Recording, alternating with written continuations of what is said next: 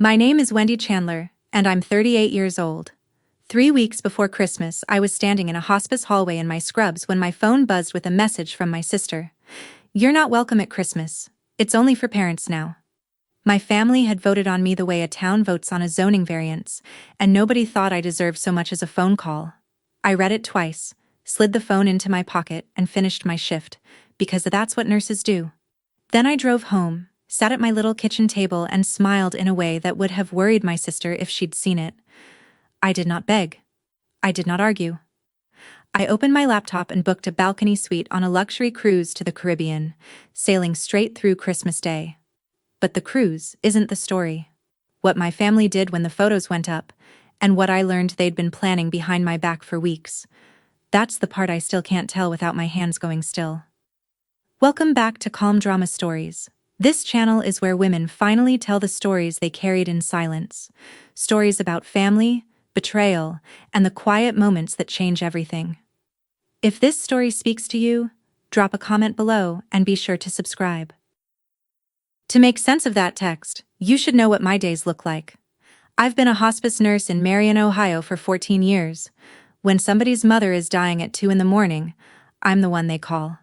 I sit with families in kitchens that smell like burnt coffee and fear, and I tell them what the next few hours will hold.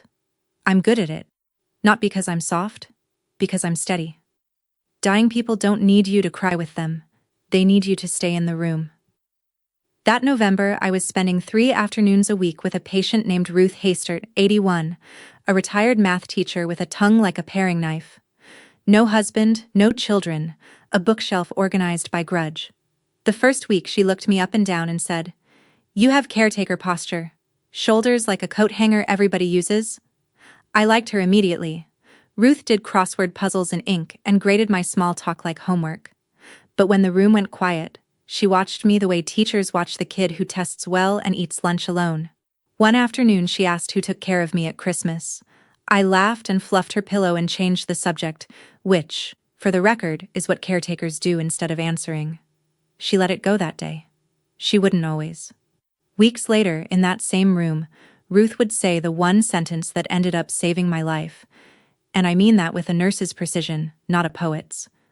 But we're not there yet. First, you need to meet my family, because you can't understand what they took from me until you see everything I'd been handing them for years. Here's the map. My mother, Margaret, is 67, widowed 6 years, and the backbone of the women's circle at First Lutheran. My brother Grant is 41, an insurance engineer in Columbus, 50 minutes away, married to Brooke, who runs the PTA like a small navy. Their kids are Ella, 12, and Sam, 9. My sister Dana is 34, lives 40 minutes off in Delaware, Ohio, and has 3 children, Ava, 8, Cole, 6, and little June, who's 3 and calls me Aunt Windy, which I have never once corrected. And then there's the lake house.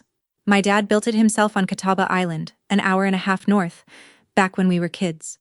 A low gray cottage on Lake Erie with a porch that faces the water. Every Christmas of my life happened in that house. I'm the one who kept it running. I put up the tree the first weekend of December. I baked the ham. I bought the stocking gifts marked "From Santa" so Dana could sleep in. When Mom's knees gave out, I'm the one who drove her to Catawba with the good tablecloth folded on my lap like a flag. Last year's Chandler family Christmas card was a photo of the 5 grandkids on that porch. No adults. Just the kids, the lake, and the words, "The Chandler family." I remember holding that card and noticing something small and cold. I wasn't in the picture, and neither was anyone who couldn't reproduce. Nobody thought that was strange. I told myself it was sweet. That's the thing about a family like mine. The eviction doesn't start with a text. It starts with a Christmas card everyone says is adorable. I should tell you the part I don't usually tell. I got married at 29 to a good man named Aaron. From 31 to 34, we went through 3 rounds of IVF. 3 Decembers in a row, I sat in a clinic parking lot listening to a nurse, someone with my own job, my own steady voice, tell me it hadn't worked. The marriage didn't survive the 3rd one. Nobody cheated. We just ran out of language. He remarried. I hear he's happy, and most days I even mean it when I say I'm glad. What survived was a savings account I'd opened during the first round and labeled "Someday." By the time the divorce was final, it held $9,400, and I couldn't touch it, and couldn't close it. It just sat there. A nursery with the lights off. And here's what I did with all that grief. Because I'm a caretaker, and we metabolize pain into chores. I became the family's fixer. Every school pickup Dana couldn't make. Every form of moms that needed a nurse's eyes. Every birthday cake. Every airport run. Every holiday hosted, wrapped, cooked, and cleaned. If I couldn't give the family children, I would pay my dues some other way. Nobody ever said that out loud. They didn't have to. I'd written the contract myself and signed it alone. But there was one more payment, bigger than all the rest, that nobody in that group chat knew about. One thing I'd been quietly doing for 6 years that made what happened next almost funny. Almost. We'll get there. First, the text. December 3rd, a Wednesday, 4:40 in the afternoon. I was in the hallway outside a patient's room charting when the group chat lit up. The chat is called Chandler Christmas with a little tree emoji, and Dana runs it the way Brooke runs the PTA. Her message was long, but it had clearly been drafted and polished, which somehow made it worse. She wrote that the lake house felt chaotic last year, that the kids' magic had to come first, and that, after talking it over, remember those words, they'd decided to try something new. Christmas at the lake house is just for the parents and kids this year. And then, in its own little bubble, the sentence I will be able to recite on my deathbed. It's only for parents now. She added a heart. She added, you understand, right? You're the cool aunt. We'll do lunch in January. Lunch. In January. 35 Christmases in that house, and I'd been rescheduled like a dental cleaning. I stood in that hallway and watched the reactions roll in. Grant gave it a thumbs up. Brooke posted a gif of Santa clapping, and my mother, whose porch lights I hang every November, whose medication list lives in my purse, said nothing. Not a word. Silence, in my family, is a vote. I typed a reply and deleted it. Typed another one, deleted that. 4 drafts. Each one smaller than the last, until what was left was nothing at all. And I put the phone away and went back in to check a stranger's morphine pump. A stranger, by the way, whose family had driven 400 miles to be with her. I noticed that. Nurses notice everything. It's a curse. I'd love to tell you I went scorched earth that night. I didn't. I did something more embarrassing. I negotiated. The next evening, I called Dana, and I hate telling this part, because you're going to hear a grown woman bidding on a folding chair. I offered to cook the whole dinner and leave before it was served. I offered to stay at a motel in Port Clinton and just slip in Christmas morning to watch the kids open their stockings. The stockings I fill, incidentally, though I didn't say that. I heard myself getting smaller with every offer, like an estate sale price tag being crossed out over and over. Dana was sweet the entire time, which is how she wins. When? It's not personal, she said, in the voice she uses on June when June wants a snack before dinner. It confuses the kids' magic, having extra adults hovering. It's not personal, it's just how families work. Extra adults. I want you to sit with that phrase the way I had to. 38 years old and I'd just been reclassified as surplus furniture. And then, because Dana always says one sentence too many, she added, honestly, we all talked about it, and everyone agreed it's healthier. I went still. Everyone agreed. When did everyone agree, Dana? A pause. The exact pause a nurse hears when a family member is about to lie about how the fall happened. It came up organically, she said. Organically. In my family, nothing has ever come up organically except cancer. I said goodnight, hung up, and stood in my kitchen doing the thing I do at work, reading the chart. Somewhere, there had been a meeting about me. I just couldn't see the room yet. Saturday, I drove the 10 minutes to my mother's house with a casserole, because in the Midwest, you can't confront anyone without a covered dish. Mom was at the counter addressing Christmas cards. This year's card, I noticed, was the grandkids again, on the lake house porch again. She wouldn't hold my eyes. Don't make waves, honey, she said, before I'd even taken my coat off. Dana's under so much pressure with the little ones. It's one Christmas. One Christmas. That's what people say when it isn't theirs. I asked her quietly if she'd been in the room when the new rule was invented. She straightened the cards into a stack. "It's what's best for the children," she said, which is the church version of pleading the fifth. And I understood something then, watching her line up those envelopes for the ladies of First Lutheran. My exile wasn't really about hovering aunts. It was about the seating chart at her church, where a woman's worth is counted in grandchildren the way a farmer counts acres. Just that week, at the nativity planning meeting, Arlene Hoffman had asked her, loudly, I'm told, "How many grandbabies now, Margaret?" 5 is a good number. 5 fits on a card. A divorced daughter with no stroller does not fit on a card. On my way out, I set the casserole on the counter next to her open mail, and my eye caught a bank statement and a line item I knew better than my own pulse, because it was mine. I looked away fast, out of habit. 6 years of habit. And that, right there, is the part of this story I'd been keeping even from myself. 6 years ago, my dad died of a heart attack at 63, in the garage, with the radio on. After the funeral, my mother sat me down at her kitchen table, just me, the nurse, the one who handles things, and showed me a folder. Dad had taken a home equity loan against the lake house to cover a bad roof, a worse furnace, and, we later pieced together, some quiet help he'd given a cousin. With his pension gone, Mom couldn't cover the payment, the taxes, and the insurance, the lake house, the porch, the lake. Every Christmas we'd ever had was maybe 14 months from being sold out from under us. She cried into a dish towel. Then she asked me for 2 things: help and secrecy. If your brother and sister find out the house isn't free and clear, it changes how they see your father. Let his memory stay whole. I was 32, still in the middle of the shots and the waiting rooms, already suspecting how that story would end. I had no children to save for, a steady paycheck, and a hole in my chest exactly the size of being needed. Of course I said yes. I saw the red flag. I'm not a fool. I even wrote the number down and made her sign a little paper. Nurse habit. Everything charted. Then I set up the autopay anyway. $600 a month, the first of every month. Loan, taxes, insurance. 72 payments and counting. More than $40,000 over 6 years. Out of a nurse's salary. In perfect secret. While Grant believed the house was paid off, and Dana planned menus for it. So when my sister said Christmas at the lake house was only for parents now, here's the arithmetic nobody else in that group chat could do. I was banned from the only house in the family that had my name on the bills. The room where the meeting happened found me by accident, the way these things do. 9 days after the text, my niece Ella called me on video to show me her science fair volcano, because 12-year-olds still like me even when their parents have voted me off the island. Mid-eruption, she said, casual as a weather report. Mom said you're not coming since Halloween. Did you really tell Grandma that Christmas is dumb now? I kept my voice level. 14 years of practice. Since Halloween, sweetheart? Yeah, they have a whole planning chat. Mom's always typing in it.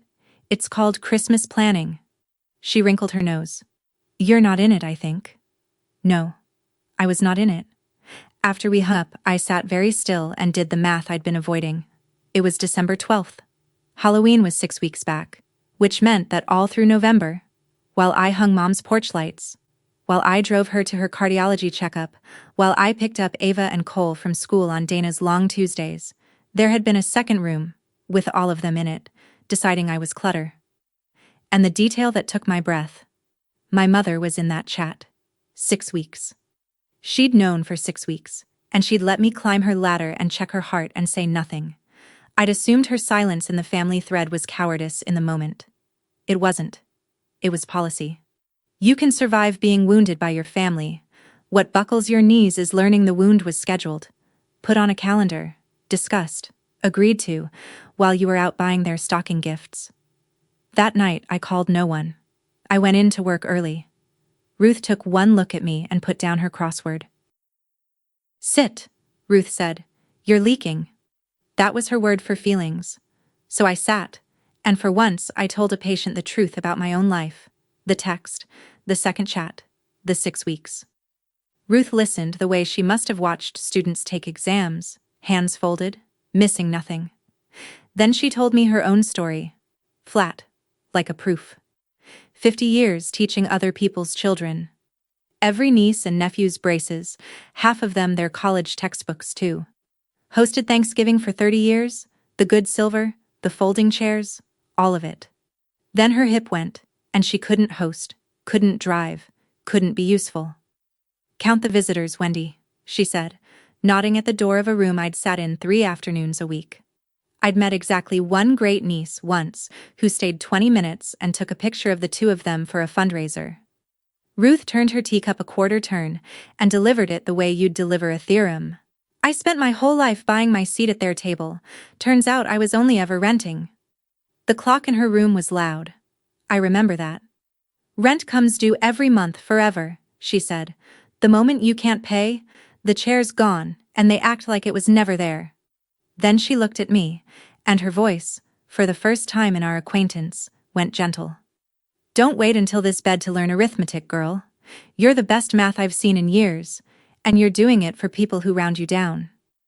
I drove home at midnight with my hands steady on the wheel and something enormous moving under my ribs, slow, like ice on the lake in March. I opened my laptop at the kitchen table. I want to be precise about what I opened it to do. I did not open the laptop to write a speech to my family. I've watched 100 families give speeches over hospital beds. Speeches are for the speaker. I opened it because that afternoon, between patients, a travel ad had followed me around the internet like a hopeful dog. A woman my age, alone at a ship's rail, gold water, no opinion anywhere in the frame. 11 o'clock at night in a hospice parking lot is where I'd first clicked it, and now, at my kitchen table, I clicked the rest of the way. 7 nights, Eastern Caribbean, sailing out of Fort Lauderdale on December 23rd. San Juan, St. Thomas, St. Martin. There was exactly one balcony suite left, a holiday cancellation, high deck, king bed, a bathtub. I hadn't owned a bathtub in 9 years. With flights, the drink package, the Wi-Fi, all of it, the total came to just under $5,000. I sat there looking at the payment screen, and then I did the thing that still makes my throat tight.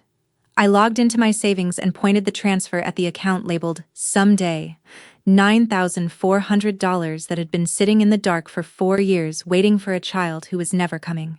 Someday, it turns out, has a date if you're brave enough to pick one. I picked December 23rd. I paid in full. Confirmation arrived with a little air horn graphic, tacky and wonderful, and I sat in my quiet kitchen and smiled for the first time in 9 days. Then I renamed the account. It's called Now. Before I tell you what those photos started, let me ask you something. Have you ever been told, politely, sweetly, with a heart emoji, that you didn't count? If you've ever been the one left off the list, tell me in the comments where you were standing when you found out. I read every single one. And subscribe, because what my family did when they found out where I was spending Christmas, I still don't entirely have words for it, and I was there. I kept the announcement small on purpose. 2 lines in the family thread, 5 days before I flew. Confirmed, I'll be away for the holidays. Enjoy the lake house. You'd have thought I'd announced a felony. Dana replied in under a minute. Away where? 2 question marks, which for Dana is a siren. Brooke tried the concerned sister-in-law angle. Is everything okay? This seems sudden. Sudden? They'd had a planning chat about my absence since Halloween. I'd simply agreed with it faster than scheduled. Grant sent nothing, which is Grant. And then my mother called, and I watched her name glow on my counter through 4 rings before I picked up. She didn't ask where I was going. She didn't ask if I was hurt. She said, and I could hear the Christmas cards being straightened. People will ask where you are, honey. What am I supposed to tell them? There it was. The whole engine of my family, idling in one sentence. Not her daughter alone in December. The optics of her daughter alone in December. I looked out my window at the parking lot of my apartment complex, at a plastic snowman glowing brave and stupid in the cold, and I felt weirdly calm. Tell them the truth, Mom. Tell them I wasn't invited. Silence on the line. Then, that's not fair, Wendy. Nobody said you weren't. And she stopped. Because we both knew the next word was welcome, and neither of us could survive her saying it. I told her I loved her. I meant it. Which is the inconvenient part of this whole story. Then I hung up and finished packing. They wanted to control where I sat. Fine. They were about to find out exactly where I was, along with everyone else in the county. Here's the thing nobody tells you about deciding to matter to yourself. The logistics are hilarious.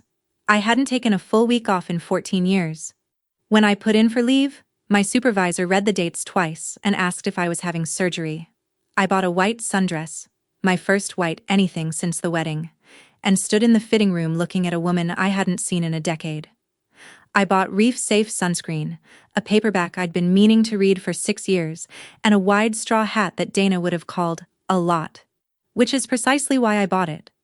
I handed off my patients one by one, with notes so detailed the relief nurse laughed out loud. Mrs. Kowalski's daughter cried and hugged me and said, "Good for you, honey. Go." A stranger's daughter, mind you, managed the sentence my own mother couldn't find. Ruth demanded to see the itinerary, checked the ship's tonnage like she was grading it, and pronounced the whole plan adequate, which from Ruth was a standing ovation. "It's only for parents now," I told her, deadpan, "so I figure the childless get the Caribbean as a consolation prize." She laughed until she coughed, and then she said, "Send me a postcard from your actual life." I was still smiling when I got home and started to pack, and that's when the evening snagged. Top of my dresser, where they've lived for 22 years, my keys, car key, apartment key, mom's spare, the hospice fob, and one more, older, heavier, worn smooth at the shoulder. I stood there with the suitcase open and couldn't make my hand move past it. The key is brass, cut by my father's own hand at his workbench the summer I turned 16, with a crooked letter C scratched into the head because he labeled everything he loved. He'd pressed it into my palm on the lake house porch, closing my fingers over it like something alive. "So, you can always let yourself in," he said. "Not knock, not call ahead. Let yourself in." For 22 years that key had ridden next to my car key through every version of my life. The wedding, the clinics, the divorce, his funeral. And I'd rubbed my thumb over that crooked C in more waiting rooms than I can count. It's the only thing I own that his hands made just for me. And now I stood at my dresser, 38 years old, banned from the door it opens, trying to take it off the ring. I actually tried. Got a fingernail under the coil and everything. Couldn't do it. It felt like unhooking a rib. So I did something that made no sense at all. I dropped the whole ring, brass key and all, into the zip pocket of my carry-on, where it would spend a week in the Caribbean 2,000 miles from the only lock it fits. I told myself it was habit. I told myself you don't leave keys lying around. Neither of those was the reason. And some part of me knew it even then, standing in that bedroom with the snow ticking at the window. Some decisions pack themselves early and ride along quietly until you're ready to make them. That key had a job to do yet. I just didn't know on December 22nd that the job wasn't opening anything. December 23rd, Fort Lauderdale, 81 degrees. I walked out of that airport and the heat hit me like forgiveness. The ship was absurd. I mean that as a compliment. 14 decks of lit-up nonsense, a chandelier the size of my car, a man in white gloves who called me Ms. Chandler and meant it. My suite had a balcony wide enough for 2 loungers and a little table, and when I slid open the door, the ocean was just there, minding its own business, all the way to the curve of the earth. There was champagne on ice with a card. "Welcome aboard, we're glad you're here." I stood on that balcony in my scrubs-colored cardigan and read the card twice. "Glad you're here." It rhymed with some, and it took me a second to place it. And then I did. And I had to sit down on the lounger for a minute. We sailed at 4. I stayed at the rail and watched Florida slide backward. The cranes, the condos, the whole continent with my family on it, shrinking to a line, then a smudge, then gone. I had my hand in my bag, and I realized I was rubbing my thumb over the crooked C, the way I do in waiting rooms. "Rent," Ruth said in my head. "The moment you can't pay, the chair's gone." Out on the open water the light turned gold and lay down flat on the sea like it owned the place. I took my first photo standing there. Just the water, my hand on the rail, no caption in me yet. I didn't post it. Understand? I wasn't hiding. I was deciding. There's a difference, and I was about 36 hours from learning exactly how big a difference it was. I won't lie to you about Christmas Eve, because you'd smell it. It was hard. The ship did it up beautifully. Garlands on every rail, a choir of crew members singing carols in the atrium, snow made of soap bubbles drifting past the chandelier. And everywhere, families. Matching pajamas at the early seating, a dad carrying a sleeping toddler like a sack of sugar. I stood at the atrium rail in my new dress with a glass of wine I wasn't drinking, and for about 90 seconds the whole thing wobbled. Then a voice beside me said, "First holiday alone? You've got the face." She was tall, my age give or take, in emerald silk, holding her heels in one hand like a woman who'd already won the evening. Nadia, anesthesiologist from Atlanta, divorced 18 months, at the solo traveler's table by choice. "My ex kept the in-laws," she said, deadpan. "Best settlement I ever negotiated." I laughed for real, the undignified kind. We closed down the late seating with two widows from Michigan and a retired tugboat captain who'd cruised alone every Christmas for 9 years and called it my annual custody of myself. Nobody at that table asked me why I wasn't with my family. They asked what I was reading. At midnight, I stood on my balcony in the warm dark, ocean hissing along the hull, and checked my phone out of pure muscle memory. The Wi-Fi was working fine. That's the detail I want you to have. Full signal. Midnight on Christmas Eve, and from my mother, my brother, and my sister. Nothing. Not one message. And that silence, which was supposed to punish me, is what made the next morning so easy. Christmas morning, the ship was somewhere south of nowhere, and the sea was the kind of blue that looks rude to describe to people in Ohio. I put on the white dress. Nadia met me on the top deck with 2 mimosas and an opinion about my hat, and then she took my phone and said, "Stand at the rail. You're going to want to remember being this free." The pictures she took are still the favorite photos of my entire life, me laughing with my head back, me barefoot with my coffee, the water impossibly gold behind me, the long shot down the empty morning deck, one woman, one horizon, nobody needing anything from her. I sat with my thumb over the post button for a long moment. I want to be honest about what was in me, because this part matters. It wasn't revenge. If it had been revenge, I'd have written something surgical in the caption, and believe me, I had drafts in my head with scalpels in them. I deleted every one. What I finally typed was just this: "Merry Christmas from someone who finally spent it exactly where she was wanted." No names, no story, no tags. 11 o'clock in the morning, ship's Wi-Fi crawling, that little wheel spinning. And up it went, to my regular, unremarkable Facebook, where my whole town lives, church ladies, hospice co-workers, half of Marion, and every Chandler with a phone. I put the phone face down on the lounger and went to breakfast with Nadia, and I genuinely, foolishly believed I had posted a photograph of a woman on vacation. By the time we docked in San Juan the next morning, there were 41 messages waiting on that phone. My family had found the photos, and not one of them was writing to say, "Merry Christmas." I read them on the balcony while San Juan slid up to meet us, pastel and bright, and it was like watching 2 weather systems collide. The first flood was warm. My coworkers. "Good for you. Mrs. Kowalski's daughter." 3 crying emojis and, "You deserve every minute." A cousin in Dayton I hadn't heard from in 2 years. "I don't know what happened, but I'm cheering." Women I barely knew from church, writing things like, "I have never once done this and I am 62. The second flood was my family, and the temperature dropped message by message. Dana first, naturally. "Wow. Real classy. On Christmas?" Then, 20 minutes later, "You couldn't give us one holiday without making it about you?" I had to read that one twice. I'd been formally removed from the holiday, and my absence was still, somehow, about me being present. Brooke came next, in full PTA chairwoman. "I hope you're proud. Your mother sat through the Christmas Eve service getting asked why her daughter is on a boat. You've embarrassed her in front of the entire congregation." And there it was again. Not, "Your mother misses you." Not, "Are you okay? Alone. At sea. On Christmas." The congregation. The optics. The seating chart at First Lutheran. I scrolled the whole flood twice, standing in the Puerto Rican sun in my straw hat, and I noticed the thing a nurse notices at a bedside when the family's gathered around asking all the wrong questions. Not one message. Not from my sister, my brother, my mother. Not one. Asked me a single question about myself. They only asked what I was going to do next. Which, if I'm honest, made two of us wondering. Grant called that evening as we pulled out of San Juan, and Grant is the family's designated reasonable man, so his voice arrived pre-oiled.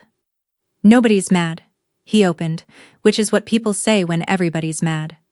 But you've made your point when. Take the posts down, maybe put up an apology. Doesn't have to be a big thing, and everyone moves on. You're making Mom look bad. I watched the harbor lights swing by and gave that sentence the silence it had earned. Making Mom look bad. Walk me through it, I said, calm as a chart review. It's a photo of me, drinking coffee, smiling. There's no caption about anyone, no story. Which part is the attack? He exhaled the way he does when the numbers won't behave. You know exactly what you're doing. Everyone can see you're fine. And they all know you weren't invited, so it looks... He stopped, because there was no way through that sentence that didn't convict somebody, and we both heard it. It looks like what it is, Grant, I said. That's the problem. If a picture of me happy embarrasses this family, the problem is not the picture. He went quiet, and then his voice dropped into something tireder and more honest, and for 1 second I heard my actual brother in there, the one who taught me to skip stones off the lake house dock. Dana's getting questions, Wendy. Mom's getting questions. People from church, neighbors, Aunt Susan. It's becoming a thing. A thing. 6 weeks of secret planning, a family vote, my 35 Christmases. None of that had been a thing. But my sunburn was. I told him goodnight. The phone started buzzing again before I'd set it down, and this time it didn't stop. But the message that broke me that week wasn't from my family. It came at 6 the next morning, docked at St. Thomas from my coworker Denise, and I knew before I opened it, the way you know when a house goes quiet.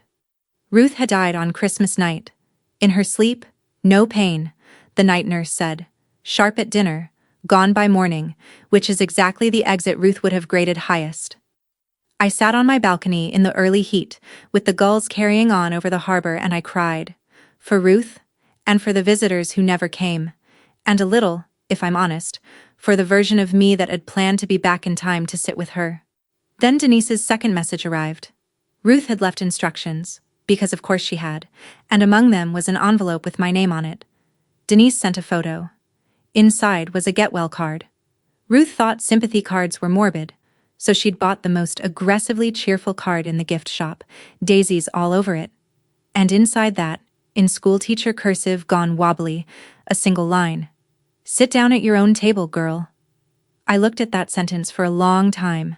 Then I looked at my bag on the chair, with the keyring in the zip pocket, the brass C writing 2,000 miles from its lock. I'd told myself I brought it out of habit. Sitting there with Ruth's handwriting on my phone and the harbor turning gold, I finally admitted what I think I'd known at the dresser. I hadn't brought the key so I could let myself back in. I'd brought it because some part of me was deciding whether to give it back. Meanwhile, without my permission, my photos had grown legs.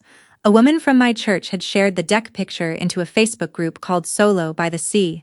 40,000 members, women who travel alone, with a one-line introduction. This is my friend's first solo Christmas. Look at her face. By the time we sailed for St. Martin, there were hundreds of comments, and I read them in the buffet line like a woman drinking water after a long fever. Spent last Christmas in my car in the driveway crying, booking something for next year. Thank you. My family does immediate family only now. I've been the family babysitter for 20 years. Nobody tells you the table you set your whole life can be taken away in one text. Hundreds of them. I had thought, honestly, all the way up until that buffet line, that what happened to me was a private family malfunction. It was a pattern. It had a shape so common that 40,000 strangers recognized it on sight. That night, Dana called and I almost didn't pick up, and I'll always be glad I did, because it's the only time in this whole story I heard my sister's actual voice. She was crying, not rage crying, the other kind. You don't get it, she said. You post one photo and the whole world claps for you. I haven't slept a full night in 8 years. Being their mom is the only thing I have when you get to be everything else. I stood there on my balcony holding that sentence, and I felt the near miss of really seeing my sister for the first time in years. Then she pulled the door shut again. So take the posts down, please. You've made your point. And I gave my family the answer I had never once, in 38 years, said plainly, no. If you're still with me, thank you. That week, hundreds of women were writing to me about holidays spent alone inside their own families.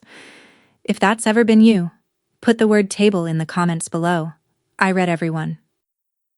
Now, about the phone call that came at 6 in the morning and changed everything. The no went through my family like a stone through a greenhouse. Within hours, I'd been added back into a group thread, not the tree emoji one, a new one, no emoji, like being summoned to a conference room. And a message was waiting, long and formatted, with the unmistakable fingerprints of a committee. I've read enough insurance paperwork to recognize Brooke's drafting, firm, bloodless, full of phrases like moving forward and family unity. I could hear Grant's edits sanding down the corners. The terms were simple. Delete the posts. Apologize to Dana for the spectacle. Apologize to Mom in person. It specified in person, before the congregation hears any more. And if I declined, then the family will have to reconsider your involvement in family matters going forward, including Mom's affairs. Mom's affairs. Let me translate that from committee into English. The medication list in my purse. The cardiology appointments on my calendar. The pillbox I fill every Sunday night. The affairs, in other words, that I was the only one managing. They were threatening to fire me from the job none of them had ever once offered to take. It was supposed to be the nuclear option, cutting me out of the caregiving. That's how little they understood what they'd been spending all those years. They thought my usefulness was their leverage. And underneath the committee prose, one last line, from my mother's number, typed by her own hand. Please, Wendy, just come home. I sat with that one a long time, out on the dark water between islands. They thought they were about to take something from me. None of them had the faintest idea what I'd been carrying, or what it would mean the day I set it down. I didn't answer the committee that night. Instead, I sat on my balcony past midnight with 2 objects in front of me, doing inventory the way I'd do it at a bedside. Object 1. My phone. Open to my banking app, where the autopay stood loaded for the first of the month like it had stood loaded 72 times before. $600. Lake house loan, taxes, insurance. The machine that kept the porch lights on at a house I was no longer welcome inside. Object 2. The brass key, out of the zip pocket now, lying on the little table, catching the deck lights. 22 years on my ring, a crooked C, cut by a man who believed, genuinely, all the way down, that his family was the kind where a daughter should always be able to let herself in. I'm glad he wasn't there for December. I sat between those 2 objects like a referee, and I thought about Ruth's arithmetic. Buying, renting, the chair that vanishes the day you can't pay. I thought, if I stop paying and the chair vanishes, then Ruth was right, and it was never mine. And if I keep paying, then I'm just a woman funding a Christmas she's banned from, forever, and calling it love. There was no third option on the table.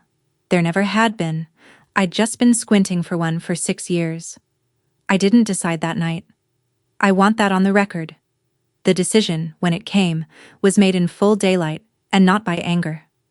I fell asleep in the balcony chair with the key in my fist. At 6 the next morning, the phone rang. Grant. And this time, it wasn't about the photos. Mom fell. Just that, delivered with the grim satisfaction of a man arriving with a warrant. We were coming into St. Martin. Through the glass the harbor slid up to meet us, green hills, sailboats at anchor. She slipped on the icy back steps last night. This is what happens, Wendy. This is exactly what happens when you abandon this family. And here is where being a nurse is a kind of armor they'd forgotten I owned, because I didn't panic. I triaged. Is she conscious? Did she hit her head? Who's with her? He faltered. Drama doesn't like intake questions. Conscious, no head strike, Carol from next door had driven her in. I said I'd call him back, and I called my mother directly. She answered on the second ring, voice shaky but fully, unmistakably herself. Left wrist, swollen. X-rays done, nothing broken. A bad sprain, a splint. Ibuprofen. Home again before midnight.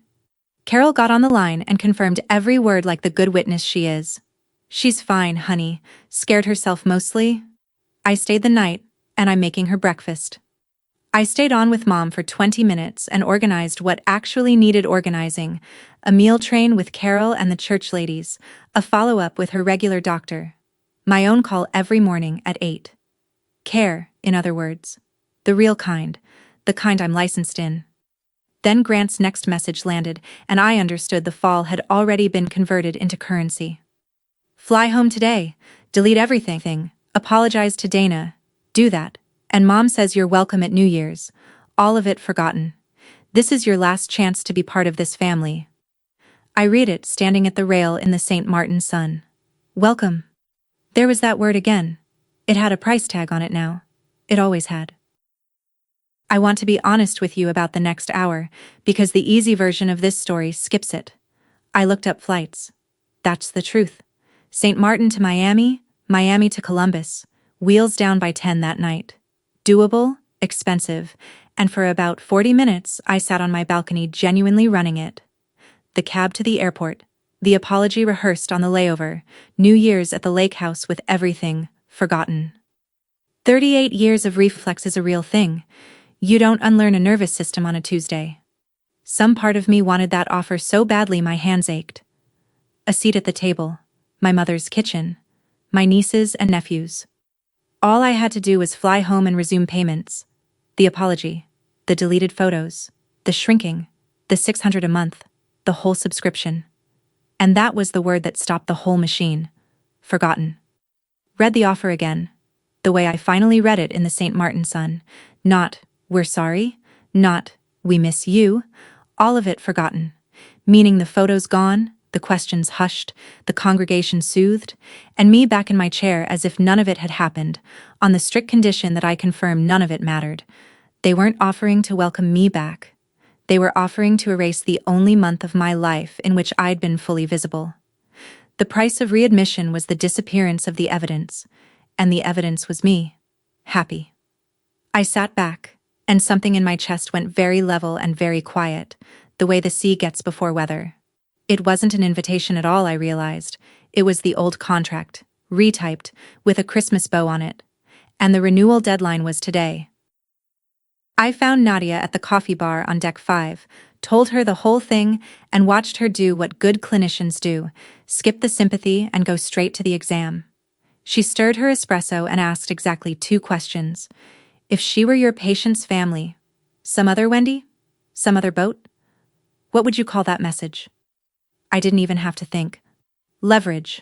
A fall converted into leverage inside 3 hours. She nodded, unsurprised, and asked the second one. And what do you tell families who use leverage on the people taking care of them? And I heard my own voice answer with the sentence I have said, gently in 100 kitchens, to 100 grasping, frightened families. Love doesn't invoice. The words came out and just hung there over the espresso machine, and I thought I might actually laugh, because I had been on the wrong side of my own best sentence for 6 years. I had let love invoice me monthly. I had confused the bill for the belonging. Ruth in my head, dry as chalk. Buying, renting, arithmetic, girl. Ruth's Daisy's card. Sit down at your own table. My father's key in my bag, cut so I could always let myself in. And the honest fact, which I could finally hold without flinching, that the house it opened had stopped being that house a long time before anyone sent me a text. Nadia watched me arrive somewhere and raised her cup half an inch. There she is, she said. I stood up, walked back to my suite along the sunny side of the ship, closed the door, and did the 3 things I should have done 6 years earlier. I did them calmly and in order, and I will tell you each one. The first thing, I answered Grant. No speech, no history, no wounds inventoried. I told him Mom was safe, splinted and fed, that Carol and I had the real logistics handled, and that I'd be calling her every morning at 8 like always, because I was done performing care, but would never be done providing it. I told him the photos stay up. There is nothing in them but me, happy. If that's a scandal, the scandal isn't mine. And then I typed this sentence I'd been carrying since a Wednesday in early December and sent it before the Wi-Fi could think twice. Dana said Christmas is only for parents now. Okay, then I'm only for me now. And beneath it, one line from my mother to explain however she saw fit. The first of the month arrangement ends today. She knows what that means. The second thing, I called my bank. There's a number on the back of the card and a soft-voiced young man in a call center somewhere, and a script he has to read twice. Autopay. Cancelled. Effective immediately. The loan, the taxes, the insurance, all 3 lines. 72 payments, 6 years, more than $40,000, ended in under 9 minutes from a deck chair in the Caribbean. He asked if there was anything else he could help me with. I said, "You have no idea," and he laughed politely, and it was done. The third thing I did slowly. Ship stationery, real pen. A letter to my mother. Private. No copies, no audience, no group thread. I told her the whole truth of the last 6 years. The folder, the promise, the first of every month. I told her I didn't want $1 back, and I wasn't telling the congregation a word. And I set the new terms. The only terms there had ever needed to be. I will always show up for you as your daughter. I am done showing up as your staff. I signed it, folded it, and set on top of it the brass key with the crooked C for the envelope I'd buy in Fort Lauderdale. My father cut that key so I could always let myself in. I was finally doing it. Just not to the house. Let me tell you what it cost, because this is the part the cheering crowd never sees. The moment that autopay died, the lake house started dying with it. Nobody else in my family can carry $600 a month. Grant won't, and Dana can't. Which meant the porch my father built with his own sunburned hands, the dock where I learned to skip stones, the window where every tree I ever decorated stood. Sold, eventually, to strangers. In saving myself, I was signing away the last place on earth that still had him in the walls. Both things were true at once, and I let them both be true. That's the whole trick of it, if you want the trick. I stood at the rail with the confirmation email glowing in my hand, and out loud, to no one, to the whole Caribbean, I said, "The lease is up."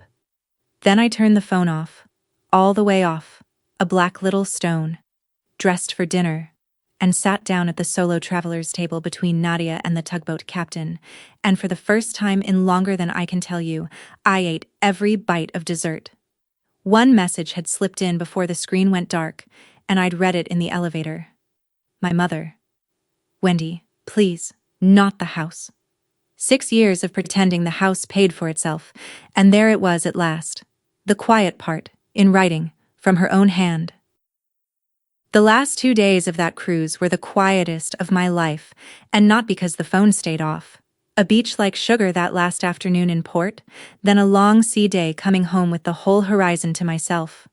When I powered back on, the family thread had burned through its stages. Outrage, disbelief. And then, once Mom had been forced to explain to her own children what I'd been paying and why, a strange, sputtering silence.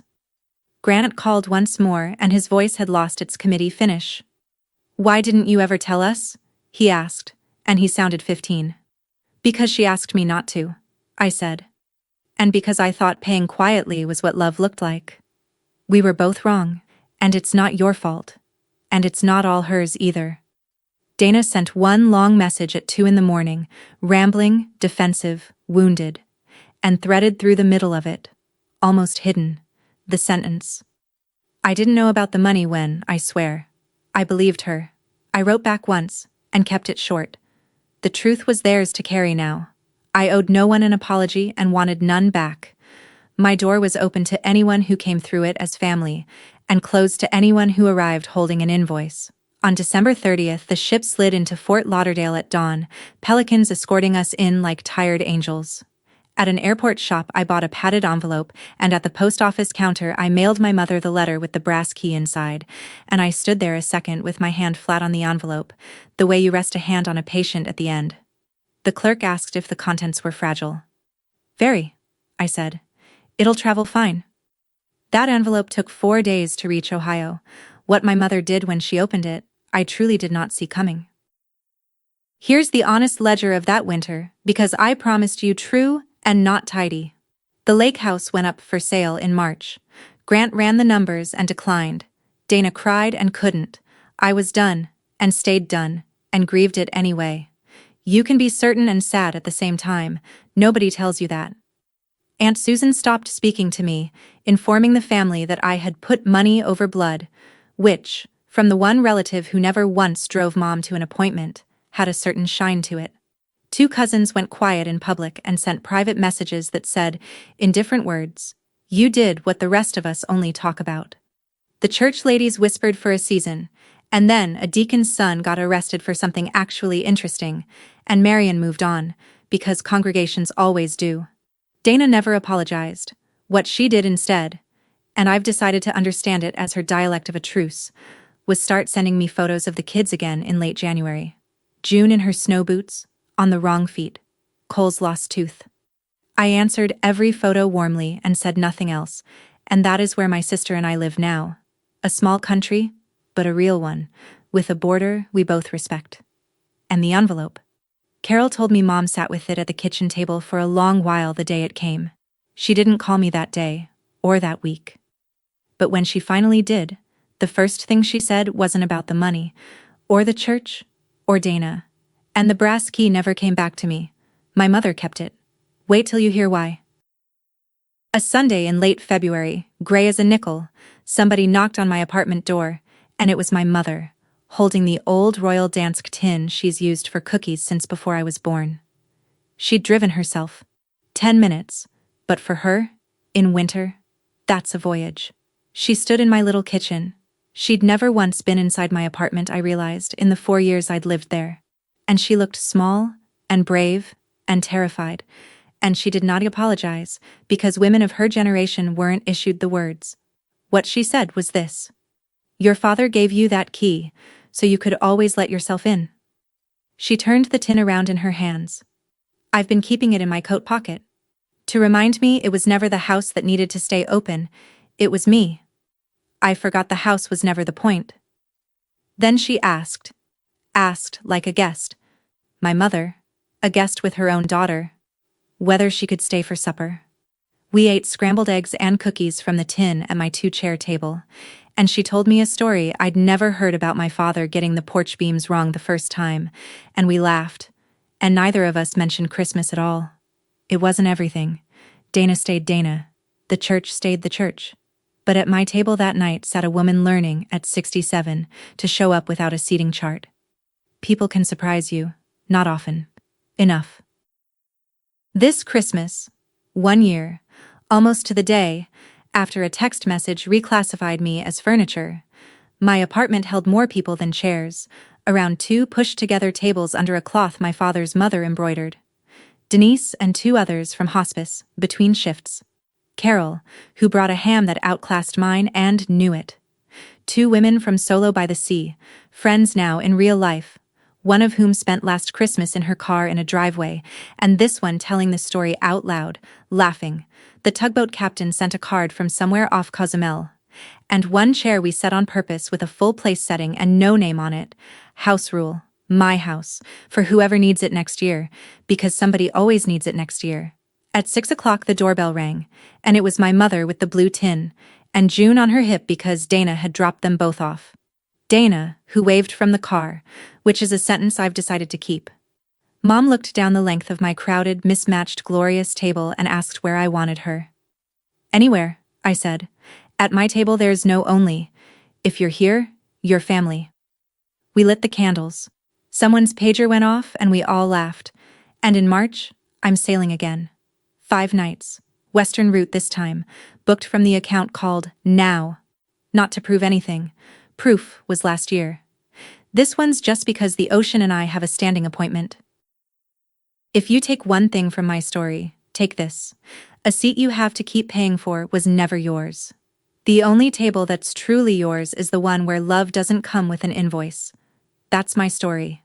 One text before Christmas, one cabin with an ocean view, and one brass key I finally gave back.